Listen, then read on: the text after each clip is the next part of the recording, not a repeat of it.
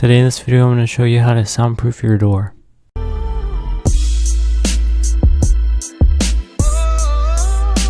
Hi and welcome to my channel. My name is Eli. In today's video we're going to be DIY acoustic foam soundproofing our door.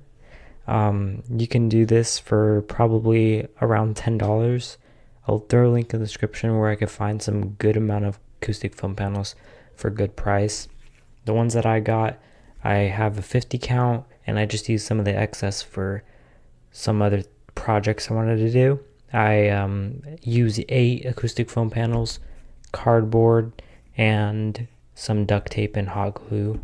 However you want to do it, and then put masking tape, painter's tape, any type of tape, and then you can just apply it on your door. So it's really inexpensive. The more heavier the foam is, the better the tape you have to use.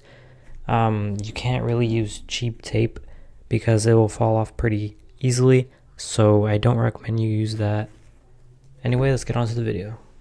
So you're going to cut out strips of cardboard and put it on the 2 sides, or however you want to put it, and then hot glue it to the acoustic foam.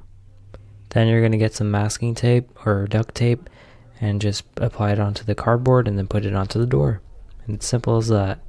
Quick 5-minute little task you can do. It's really easy, it looks really good, and it actually is pretty beneficial. You can cover the whole door, do whatever design you want. I just chose a 4 pattern because it was easy. It just fit with my theme really well.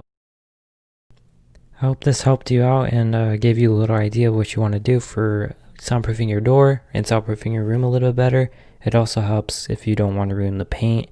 And yeah, hope you guys did enjoy this video. Make sure you like, comment, and of course subscribe. Helps out my channel. I'm on the road to 1K, and I'll see you guys in the next one. Thank you for watching.